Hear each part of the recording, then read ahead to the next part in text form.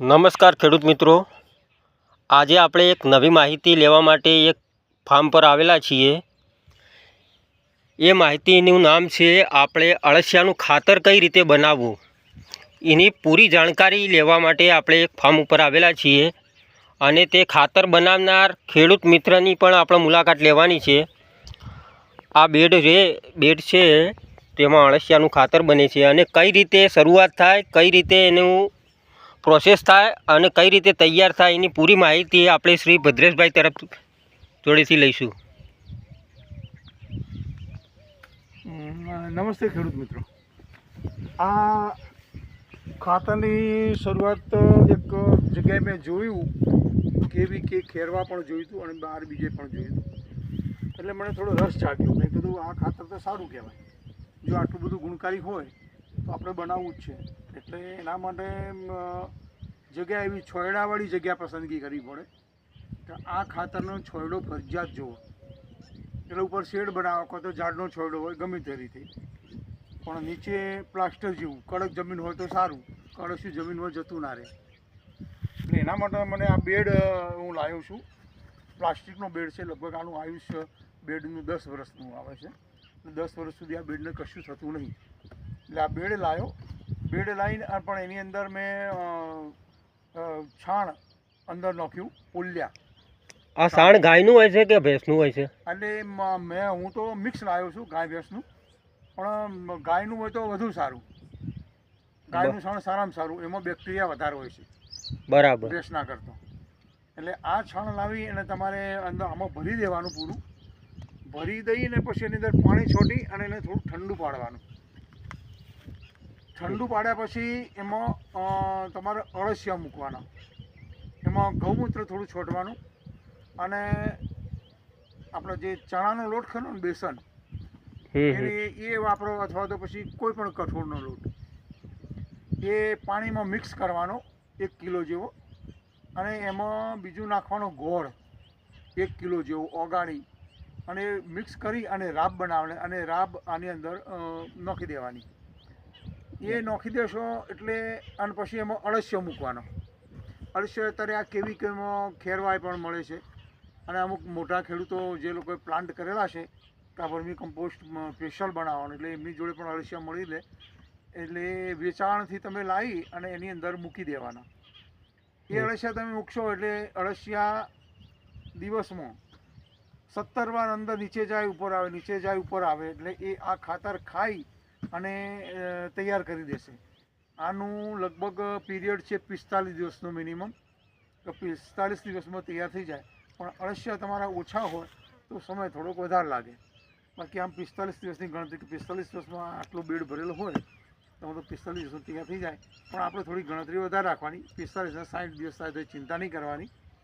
પણ એ આ તમે નજર કરી શકો છો કે તમને દેખાશે, આ તો શું વરસાદમાં થોડું પલળ્યું છે, નહીંતર આ ખાતર ચાની ભૂકી જેવું તૈયાર થઈ જાય। ચાનું ભૂકી, પણ તમે આનો ગુણ જોયો હોય તો પાકની વૃદ્ધિ જબરદસ્ત વૃદ્ધિ થાય છે આની।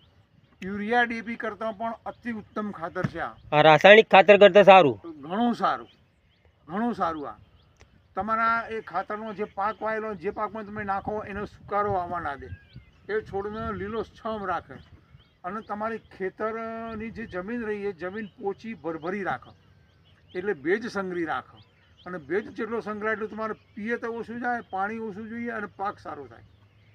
અને જે આમાં આ ખાતરમાં જે અળસિયામાંથી જે ચીકણો પદાર્થ નીકળે છે એ બહુ ગુણકારી છે આમાં, એના શરીર ઉપરથી, એના જે આ તમારું ખાતર જે છાણ તમે નાખ્યું એ ખાય અને એ તરત એનું બહાર નીકળી જાય સંડાસ માટે, એટલે આ ખાતર એનું જ છે કે અળસિયા જે ખોરાક ખાય એ એનું ખાતર થઈ જાય।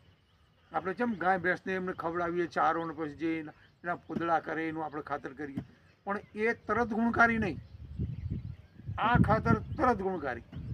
પેલું ખાતર આપણે ઉકરડામાંથી જે ભર્યું હોય એ જમીનમાં નાખીએ, કોવાય એટલે બીજા વર્ષે એનો ગુણ આવે, આ તો તરત રિઝલ્ટ છે આનું, નાખ્યું જે પાક વાયો એમાં નાખ્યું એટલે તરત આનો અમલ ચાલુ થઈ જાય। એટલે આ સારામાં સારું ખાતર છે। આને બનાવવા માટે તમારે મેં કીધું એ પ્રમાણે પ્રોસેસ કરવી પડે, આવો પ્લાસ્ટિકનો બેડ લાવવો પડે અથવા તો નીચે પ્લાસ્ટર વાળી જમીન હોય તો એ ચાલે. આવો પ્લાસ્ટિકનો બેડ બજારમાં મળી શકે ખરો?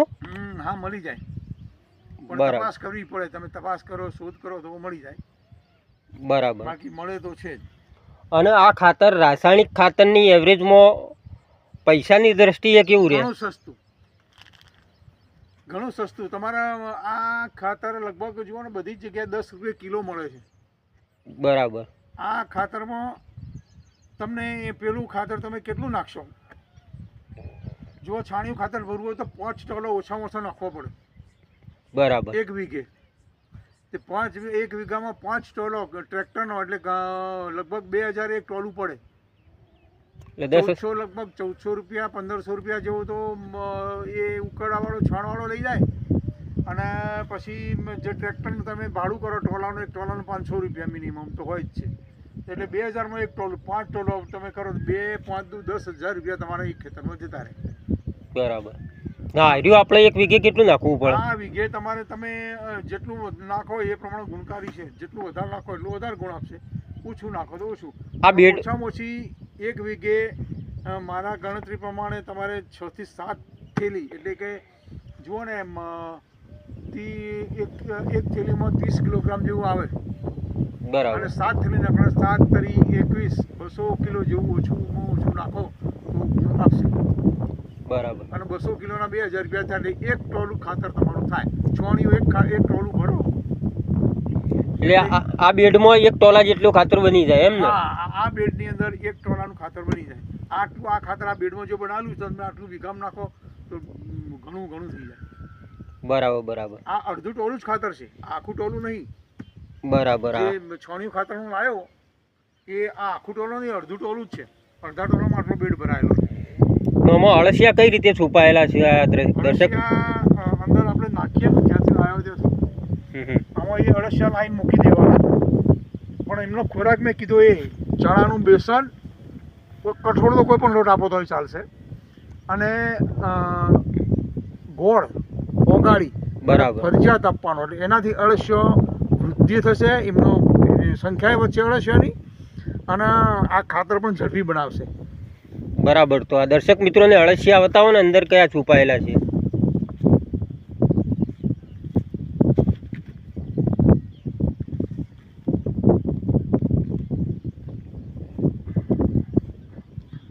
અળસિયા શું અત્યારે દિવસે કરતો રાત્રે વધારે કામ કરે છે. અળસિયાનું કામ રાતનું વધારે છે, અંધારામાં કામ વધારે કરે. દિવસે અજવાળામાં એ નીચે જતા રહે, ઉપર આવતા જ નહીં. નીચે તળિયે જતા રહે. તળિયે જતા રહે. અને અંધારું હોય એમના ઉપર કોથળા. આમાં શું છે કે તમારે જે જૂના કોથળા હોય ને એ ફરજિયાત ઢોકેલા રાખવાના. છોયડો વધારે રાખવો પડે. છોયડો વધારે રાખવો પડે અંધારું. જુઓ આ અળસિયા રહે આમાં, એ આ અળસિયા રહે જુઓ. બરાબર. આ અળસિયા રહે, આ અળસિયા છે આમાં. એટલે આ સાણ ખાઈને એનું જે મળ નીકળે એનું ખાતર બની જાય. હા, એનું જ ખાતર બને. આ અળસિયા એ જ કરે. ખાધેલો ખોરાક જ છે. આ ચાની ભૂકી જેવું થઈ જાય. તમને દેખાય ઝીણું આપણા વરસાદમાં પલળ્યું છે ને થોડું, બરાબર. એટલે થોડુંક આવું દેખાય છે, ને ચાની ભૂકી જેવું લાગે તમને.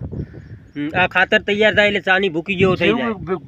હા, ચાની ભૂકી જેવું તૈયાર થઈ જાય. આને તમે અળસિયો તમારો ખેતરમાં જતા ના રહે, એના પર થોડું ચાળવું પડે. એટલે જ્યારે આપણે ખાતર કાઢવું હોય એટલે એને ચાળીને જ કાઢવાનું એમ ને? ચાળી નાખો તો વધુ સારું, એટલે અળસિયું એમાં જાય ના. બરાબર. અને ચાળું ના હોય. અળસિયો થોડા મારા નાનો છે સાઈઝ એની. મોટો અળસિયો હોય ને તો તમે આમાં ઉપર દિવસે ખોલી નાખો ને એટલે બધા નીચે અળસિયો જતો રહે. એટલે ઉપરથી તમે હાથથી ભેગું કરી નાખો, ઉપરથી લઈ લેવાનું. એટલે ઉપરથી એમાં અળસિયો આવે નહીં, અને અળસિયો નીચે જતું રહે, એટલે ઉપર પૂરું ખાતર થઈ જાય. એટલે ઉપરથી અળસિયો તમે આમ ભેગું કરી નાખો અને થેલીઓ ભરી કાઢો. થેલીઓ ભરી તમારે જો પૂંખો હોય પૂંખી દેવાનું. એટલે 45 દિવસે આ તૈયાર થઈ જાય, ચાની ભૂકી જેવું લાગે એટલે એને ચાળીને બહાર કાઢી દેવાનું એમ ને? ચાની બહાર કાઢી દેવાનું, કોથળી ભરી દેવાની, છોડામાં ઢગલો કરી દેવાનો. એટલે આ તો તમે ઘર માટે જ બનાવો છો, પણ આ કદાચ મોટો યુનિટ બનાવીને કોઈ વેપાર કરવો હોય તો થઈ શકે ખરો ને? થઈ શકે. આ ખાતર 10 રૂપિયા કિલો વેચાય છે. બરાબર.